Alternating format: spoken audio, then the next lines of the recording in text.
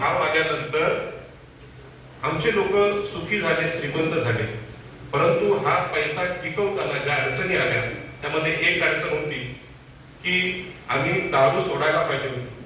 दारू न सोडल्यामुळे पंचशिलांत एक शील आहे की लोकांनी दारूमध्ये हा सगळा पैसा उडवला.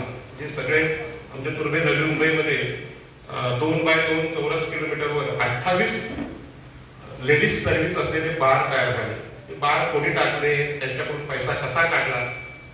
मला हे सांगायचं आहे की आजचा विषय फार उच्च कोटीचा आहे. सरांचं मी भाषण ऐकलं, पण छोट्याशा प्रश्नांनी दारू, ड्रग्ज याच्यामध्ये तरुण पिढी आपली नासायला लागली. अशा वेळी तरुणांना सांगणारी यंत्रणा पाहिजे की बाबा दारू पिऊ नका, व्यसन करू नका. कारण हे जे ड्रग्ज विकलं जात आहे, गुजरात मधल्या अदानीच्या बंदरामध्ये 13,000 कोटींचं ड्रग्ज विकलं गेलं. आता टपरीवर ते आलेलं. मला वाटते पंचशिलाची कॉपी आमच्या एकविरेच्या मंदिराच्या बाजूला पण कुठे भेटत नाही, कारल्याला पण भेटत नाही. पंचशील काय? आणि लोक आम्हाला सांगतात पाटील साहेब तुमचे लोक ते कोंबड्या बांगड्या टाकतात ते बंद करा. पण सांगणार कोण? प्राणी मात्रांचा बळी घेऊन मुक्ती मिळत नाही हे सांगण्याची यंत्रणा कुठे आहे?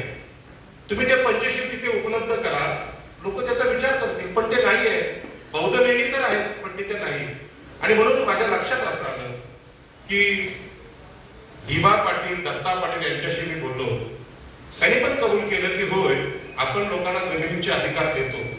सेजच्या आंदोलनात दत्ता पाटलांनी सेज समुद्रात बुडवला, रिलायन्सचा सेज बुडवला. आज अदानी सगळी मुंबई घेतोय. यांच्या विरुद्ध बाबासाहेबांच्या मार्गाने आम्ही लढलो. पण आजची परिस्थिती बिकट आहे. ज्या लोकांना, आगरी लोकांना ह्या जमिनीचे पैसे आले, ते श्रीमंत झाले, त्यांनी आपल्या घरांवर लिहिलं सद्गुरूच्या कृपेने हे सगळं भेटलं. असं कोणी म्हटलं नाही बाबासाहेब आंबेडकरांच्या कृपेने भेटलं, दिवा पाटलांच्या कृपेने भेटलं, दत्ता पाटलांच्या कृपेने भेटलं. ही कृतज्ञता या समाजात आली. कारण ती चळवळ आमच्याकडे तयार झाली नाही. आंबेडकरी चळवळीला आम्ही धन्यवाद देतो. ते आताही बाबासाहेब आंबेडकरांची केसरी. मी बाहेरचा माणूस म्हणून याची नोंद घेणं गरजेचे आहे. खरात साहेब यासाठी आपण सातत्याने चळवळ करतायत. अशा प्रकारची बुद्धिमान लोकांची चळवळ इतर जातींमध्ये नाही. आज अमोल कोल्हे नवी मुंबईत येत आहेत, खासदार अमोल कोल्हे. त्यांचं म्हणणं आहे की महात्मा ज्योतिबा फुले यांच्या मालिकेला विरोध होतोय. विरोध कोणाकडून होतोय माहिती आहे तुम्हाला? महात्मा फुले यांचा चित्रपट आला तर ब्राह्मण महिलांनी विरोध केला आणि नाव काय सांगितलं? जय परशुराम. परशुरामाचं नाव घेऊन त्यांनी विरोध केला. आणि आज नवी मुंबईत एक बैठक आहे संध्याकाळी त्याच विषयावर की मालिका आपण चालवली पाहिजे. तिथे पण विषय मांडला. महात्मा ज्योतिबा फुले यांचं आंदोलन चालवायचं असेल तर आंबेडकरी चळवळीशिवाय पर्याय नाही. त्याची मांडणी क्लिअर आहे. आणि म्हणून मला काही लोक म्हणतात की पाटील साहेब तुम्ही आगरी लोकांमध्ये जाऊन सांगा, आमच्या बौद्ध लोकांना कशाला सांगता. मान्य आहे मला, पण विचारमंच हाच आहे. आज इथे लॉर्ड बुद्धाचे प्रतिनिधी आहेत, हे भाषण तेच लोक पोहोचवणार आहेत. अशा प्रकारचं आयोजन करणं लोकांना हे जमत नाही. आणि म्हणून खरं म्हणजे हा विचार मंच अत्यंत महत्वाचा आहे. मला खूप वाईट वाटतं की सातत्याने मला आपल्या सगळ्या बांधवांमध्ये येऊन हे विषय सांगावे लागतात. विषय आहेत ओबीसीचे पण सांगावे लागतात, तर दुसरं कुठे सांगणार? त्याचं रेकॉर्डिंग कोण करणार?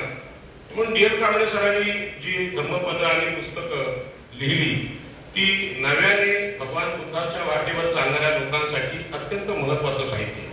आणि म्हणून आजची सभा ही खूप महत्वाची आहे. मी तुम्हाला थोडक्यात सांगतो की मी फार शिक्षण घेऊ शकलो नाही. साधारणपणे 1990 ते 80च्या दशकामध्ये असं वातावरण होतं की लवकर एक डीएडचा कोर्स करावा किंवा ITI व्हावं आणि नोकरी लावावी. कारण आपल्या सगळ्यांचे आई वडील शेतकरी. आता बाबासाहेब आंबेडकरांनी शिक्षणाची तोरवी तुमच्याकडे एवढी सांगितली की तुम्ही IAS आणि IPS होण्याची स्वप्न बघितली. आग्र्यामध्ये असं काही नाही. शिक्षक होणं पण महत्वाचं, म्हणजे खूप मोठी गोष्ट आहे. आणि मी शिक्षक झालो. 2 वेळा माझ्या नोकऱ्या गेल्या आणि नोकऱ्या जाताना मला कळलं की चातुर्वर्णी व्यवस्था आजही या ठाणे, रायगड, पालघरमध्ये आहे, मुंबईमध्ये आहे. आणि त्या व्यवस्थेने माझ्या नोकऱ्या खाऊन टाकल्या.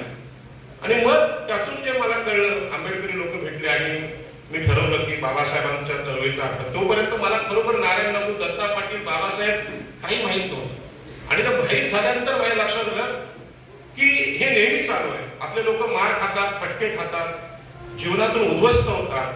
कधी जर बाहेर निघायचं असेल तर भगवान बुद्ध